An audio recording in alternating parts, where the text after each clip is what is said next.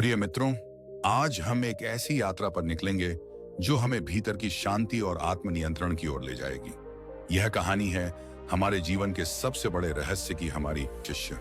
प्राचीन काल में जब तथागत गौतम बुद्ध अपने शिष्यों को ज्ञान प्रदान कर रहे थे, तब उनके प्रिय शिष्य आनंद ने एक बार उनसे पूछा, हे तथागत, मेरा मन बहुत चंचल है। मैं ध्यान में बैठता हूं, पर विचारों का तूफान मुझे शांति से बैठने नहीं देता। इस अशांत मन को कैसे वश में करूं? बुद्ध ने मुस्कुराकर आनंद को देखा और कहा, आनंद, क्या तुमने कभी जीवन में ऐसी वस्तु देखी है जो तुम्हारे जन्म से लेकर अंतिम क्षण तक बिना रुके बिना थके तुम्हारा साथ देती है? आनंद ने थोड़ा सोचा और बोले, प्रभु, ऐसा तो कुछ भी नहीं जो हमेशा साथ रहता हो। धन, संबंध, यहां तक कि यह शरीर भी एक दिन हमारा साथ छोड़ देगा। तथागत का उत्तर। बुद्ध ने करुणा से कहा, नहीं आनंद, एक चीज है जो सदा तुम्हारे साथ रहती है, वह है तुम्हारी श्वास। जिस क्षण तुम इस संसार में आते हो, तुम्हारी पहली श्वास तुम्हारा स्वागत करती है, और जिस क्षण तुम इस संसार को छोड़ते हो, तुम्हारी अंतिम श्वास तुम्हें विदा करती है।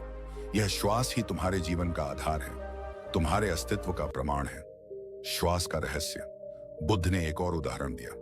कल्पना करो आनंद, एक बहुत ही गहरी नदी है। उस नदी में बहुत कचरा और कीचड़ है और उसका पानी अशांत है। क्या तुम तुरंत उस गंदे पानी को पी सकते हो? आनंद ने कहा, नहीं तथागत, वह पीने योग्य नहीं होगा।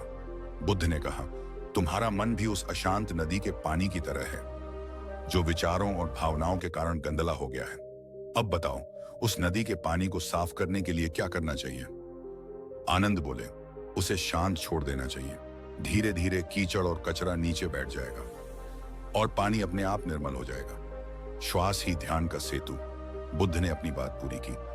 ठीक इसी तरह तुम्हारे मन को शांत करने के लिए तुम्हें कुछ करने की जरूरत नहीं है, बल्कि कुछ न करने की जरूरत है, और इसमें तुम्हारी श्वास तुम्हारी सबसे बड़ी सहायक है।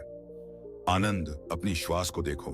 जब तुम क्रोधित होते हो तो तुम्हारी श्वास कैसी हो जाती है? वह तेज, उष्ण और छोटी हो जाती है। और जब तुम शांत होते हो तो तुम्हारी श्वास कैसी होती है? वह शांत, शीतल और गहरी हो जाती है।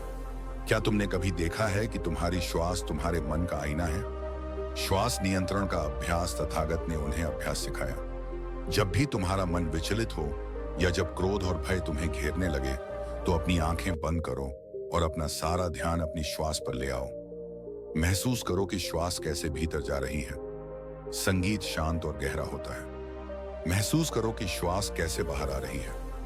सांस लेते समय जानो कि तुम सांस ले रहे हो। सांस छोड़ते समय जानो कि तुम सांस छोड़ रहे हो। अपनी श्वास को नियंत्रित करने की कोशिश मत करो, बस उसे देखो, उसे पहचानो। जैसे ही तुम अपनी श्वास के प्रति सचेत होते हो, तुम वर्तमान क्षण में लौट आते हो। बुद्ध ने आगे कहा, वर्तमान क्षण में ही तुम्हारा नियंत्रण है। अतीत जा चुका है, भविष्य आया नहीं है। जब तुम अपनी श्वास पर ध्यान केंद्रित करते हो, तो तुम्हारे मन के घोड़े वर्तमान के खूंटे से बंध जाते हैं।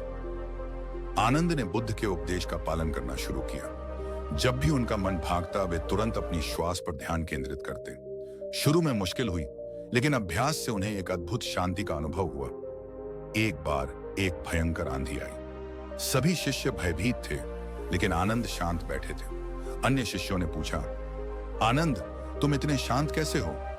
आनंद ने उत्तर दिया, गुरु ने मुझे सिखाया है कि बाहरी आंधी को मैं नहीं रोक सकता, लेकिन भीतर की आंधी को शांत कर सकता हूं। मैं बस अपनी श्वास पर ध्यान दे रहा हूं।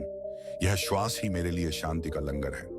तथागत ने सभी शिष्यों को संबोधित करते हुए कहा, याद रखो भिक्षुओं, जो व्यक्ति अपनी श्वास को पहचानता है, वह अपने जीवन को पहचानता है। जो व्यक्ति अपनी श्वास को नियंत्रित करना सीख लेता है, वह स्वयं पर, अपने मन पर और अंततः अपने भाग्य पर नियंत्रण पा लेता है।